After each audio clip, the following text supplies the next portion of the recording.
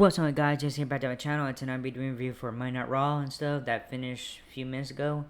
So let's go get to it then. We shoot live inside the Gamebridge Field House where the camera sells at the commentary desk where Cole welcomes us to the episode of Monday Night Raw. He introduces his commentary for tonight, The Miz, and says Pat McAfee isn't here this evening as he begins to talk about the Wyatt 6 ending to Raw last week. He stops in mid-sentence as he notices Drew McIntyre without any music walking in front of the commentary desk. Up the ring steps, he sells in the ring where fans chant CM Punk, CM Punk. He talks about how SmackDown was so good on Friday. He wants to see it again. Footage is shown on of his epic garage door raising assault of Punk. He says he prayed for this, and the big man made it happen. Me, he says, those who have been chanting CM Punk for months now, he's done with them. McIntyre sends a message to Punk at home saying he hopes he's in a ton of pain and eating through a straw. He wants him to remember that he did it to him. He talks about how he not the only took Punk's dignity, but he took this. It's right here. With that, he said he holds up a little bracelet he stole off of Punk's wrist that has his wife's name and his stupid dog Larry. It's so messed up, man. I'll punch somebody if someone mentions my dog like that. On it, so he can take them with him when he leaves the house. Fans cut off McIntyre with a loud Larry, Larry chant. McIntyre then declares himself for the Money in the Bank ladder match. He says he's going to enter the match, win it, and do so while Punk is at home in pain and miserable because of him. He puts on the bracelet and says now he's going to win the title with Punk's family in his corner. He leaves to end an entertaining opening segment. And it's so messed up still. Alright, back to Cole and Miz at ringside, and now Cole gets back to recapping how last week's show went off the air with the Wyatts. An awesome video package airs to show highlights of how things went down at the end of last week's broadcast. After it wraps up, we see a vehicle arriving to the venue. Out pops Chad Gable looking nervous. He covers his face and tells the cameras he's not doing this right now. He orders security out of the car and they head into the building with Gable still looking jumpy and nervous after the attack by the Wyatts last week. He looked like he was doing the paparazzi, like don't take pictures and stuff. Alright. So anyways, it's going to get the first match, Braun Breaker versus Louis Kaiser. Inside the Gamebridge Field House again, The Miz refers to the group as the Wyatt Six. So it's all confusing as to what to call this group. Braun Breaker's theme hits, and out comes the new rising badass on the scene on the red brand to the ring for our first match of the evening. As he sells inside the square circle, we shift gears into mid-match commercial break. When we return, we see Captain Kelly standing outside the locker room with Chad Gable and Alpha Kemi. She talks about how WWE superstars were shocked to learn he was cleared to compete tonight. I was shocked too when he was being the match. She points out security in and out of his locker room. We see footage of Breaker and Sheamus from last week to explain how this match with Louis Kaiser was set up. Backstage, Jackie Redmond is standing by with Louis Kaiser for a quick interview before he heads out to the ring, and he gives Breaker props for being young, powerful, and fast. He says, he's not Louis Kaiser in the ring, but the bell sounds and off we go. We see some basic back and forth action, then Breaker starts to pull into the offensive lead. He hits a big dive to the commentary table as we head to mid-match break. When we return, we see Kaiser in a comfortable offensive lead after shifting the momentum in his favor during the break. Following the big table dive, Kaiser gets a bit too cocky, and we see a beat red Breaker lose his cool and take back over on a fence, Donkey Konging Kaiser all over the ring as fans chant, "Let's go, Breaker." Moments later, Kaiser takes over and the two end up on the floor. We see Kaiser go to run around the ring like he did when he entered the New Day, but when he turns the corner, he runs light into a bro kick from Sheamus, who appears out of nowhere. Sheamus grabs a fan by the fan out of excitement and then goes to powerbomb Kaiser onto the table, but nearly drops him. He hoists him up again, but as soon as his body is open, Breaker charges in and spears him and Kaiser down. So winner is no contest. Alright, same match as Women's Money in the Bank qualifier. Lava Valkyria versus Shayna Baszler versus Kairi Sane.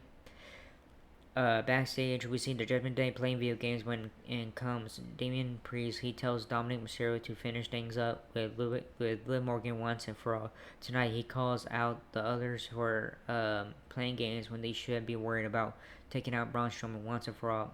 Priest leaves and Balor pops up and essentially repeats exactly what Priest just said.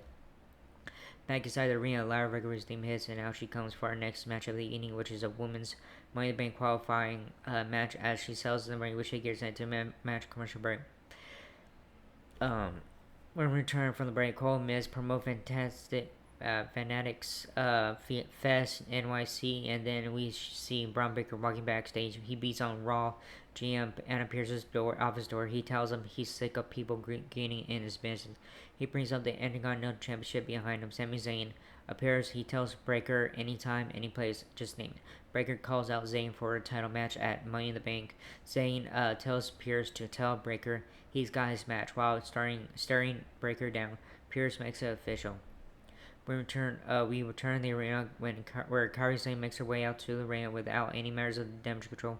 With her out next, the Shayna Baszler, the bell sounds. It's time to who will join Chelsea Green and Io Sky in this year's Money in the Bank. Women's Money in the Bank as the action gets going. Biz talks on commentary about the importance of winning Money in the Bank ladder match. We head to a mid-match break as we sell back from advertising timeout. We see the action picking up with Baszler, Zayn, and Valkyria each taking turns hitting high spots in the ring and gaining close near fall attempts. In the end, Valkyria hits her finisher on Zayn for the pinfall to qualify for Women's Money in the Bank on July 6th in Toronto. So winner qualifying for Women's Money in the Bank, Lyra Valkyria. Alright, backstage, Adam Pearce tells McIntyre he has to qualify for Money in the Bank like everyone else. McIntyre says he deserves it. He brings up CM Punk on doing what he did, and how he didn't deserve that. He says Seth Rollins just turned and immediately got a title shot without earning it. He says he knows Pierce will do the right thing and walks off.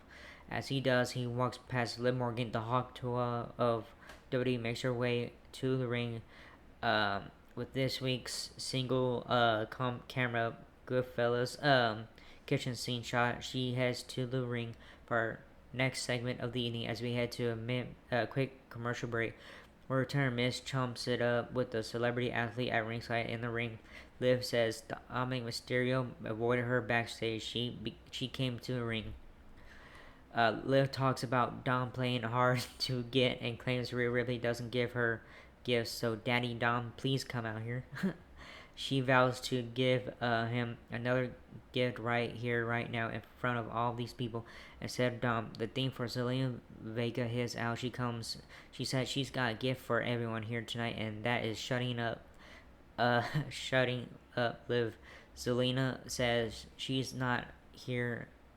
She's not sure why Liv is consumed with Rhea's sloppy seconds. Dang. That's so fucked up.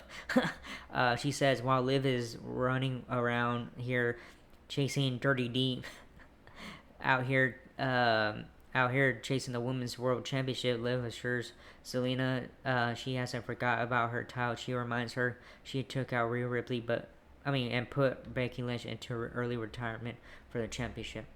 Out comes Dominic Mysterio, who elicits whatever loud boos from the crowd. Liv helps hold the ropes for him while asking if he liked the texts and pictures she sent. I wish we know what it was. Golly, he said he got them but didn't like them. The fans break out in a loud, sloppy seconds chant. Dom tries talking but gets loudly booed. Each time he tries to speak, as always, like ridiculously loud. He offers to help Zelina because he rather sees her than Liv with the title. Liv attacks Zelina from behind. The fight is on. Rey Mysterio runs out to break things up as Dom simply watches. Rey does break things up.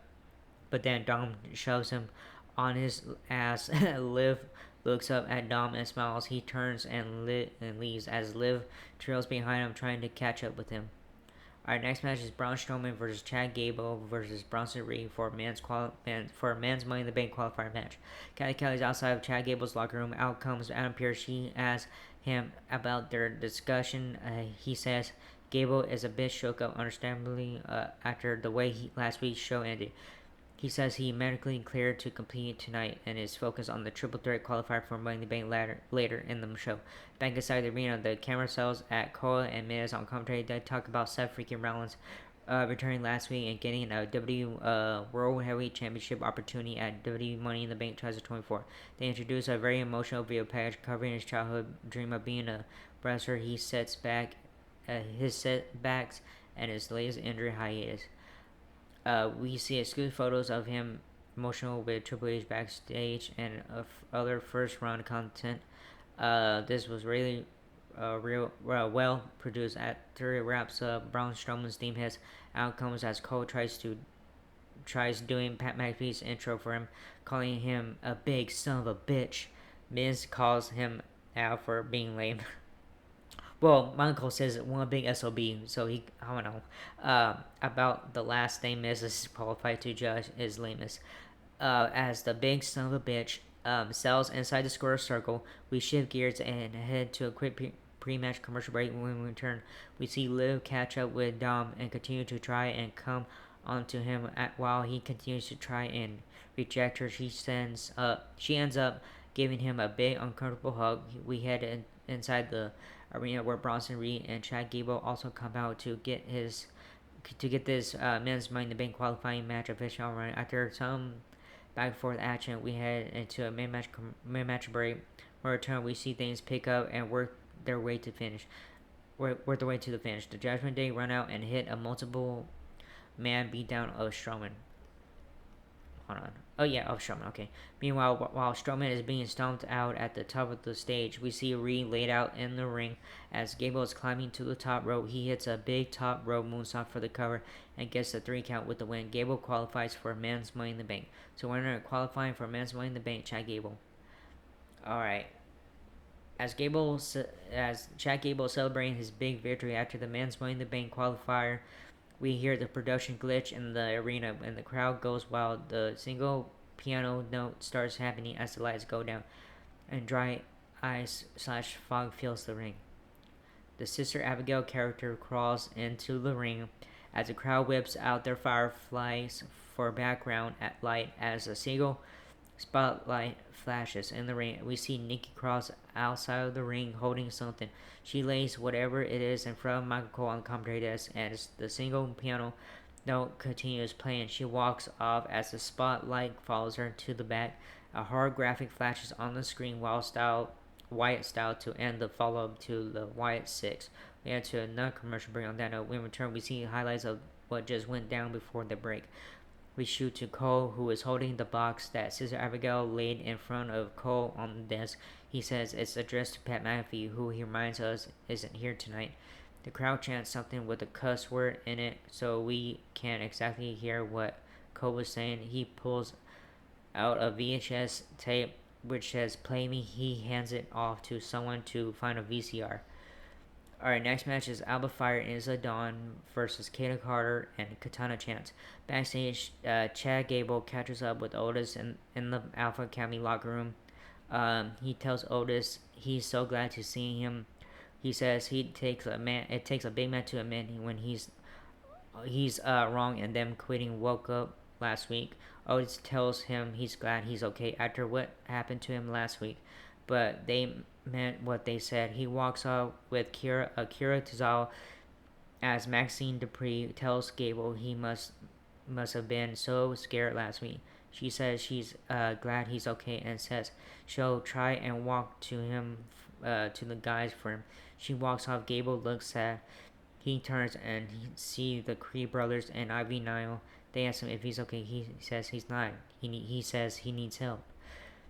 Back inside the arena, the WWE Women's Tag Team Championships, Alba Fire and Isla Dawn head to the ring They settle inside, and their music dies out. The entrance tune for their opponents has out comes former tag champs Kaden Carter and Katana champs. The bell sounds are official offering with this one. Fire and Carter kick things off for their respective teams. After some more back forward action, we head to a mid-match commercial break. When we return, we see Chance and Carter take over. They hit a cool double team key stand spot off the ropes for a close pin attempt, but it is broken up. Moments later, after Fire and Dawn hit a gory bomb and with the Russian late sweep, they score the pinfall victory. Once the match wraps up, the Damage Control trio, Dakota Kai, Io Sky, and Kairi Sane beat down all four members of both teams. Io Sky hits a big over the moonsault off the top rope onto both Fire and Dawn. Damage Control stand tall the tag champs to end the post match scene. So winners are Alpha Fire and Isla Dawn. Alright, segment coming up, Damian Priest and stuff.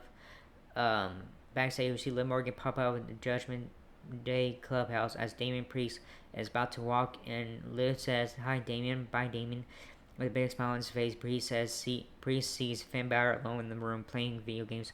Priest tells Balor it looked sketchy. Balor says Liv was just in here to tell that Dom has a match with Rey Mysterio next week and that he and JD have tag title shots. Priest wishes him luck in his title match and walks off. Balor's face changes when he leaves and rolls his eyes. We head to a commercial break. When we return, we see WrestleMania 40 documentary will premiere next Wednesday, July 3rd. Backstage, Mitch catches up with R-Truth. He says he's just spoke with Adam Pearce. He got them a title match for tonight. Miz asks Truth if he's seen him on commentary for the past hour. He says he didn't. My bad. He tells Miz he did for love. back inside the arena, Cole is flying solo. Cole talks about the return of Seth Freaky Rollins again as Damian Priest hits. Out comes the WWE World Heavyweight Champion to the ring. He starts by admitting he was humbled and inspired by Seth Rollins' video that aired earlier in the show. Priest also admits when he sees Seth, he's something he never wants to become. He never wants to become someone who sees his successor and from someone who is bigger and better the way Priest is compared to Rollins. He says as long as he's on the mountaintop, Rollins will never be there again.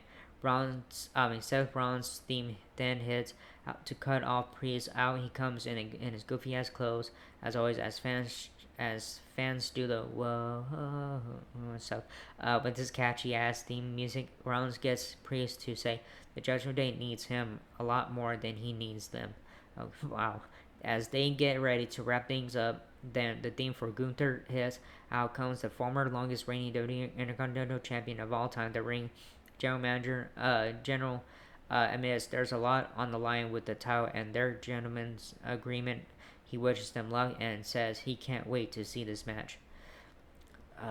He says may the Bear Man win, but don't make a mistake. At SummerSlam, the Bear Man out of them two will be Lesser Man when they step into the ring with him. Cole reminds us Gunther earned a world title opportunity at SummerSlam by winning King of the Ring this year. He drops the mic and walks out.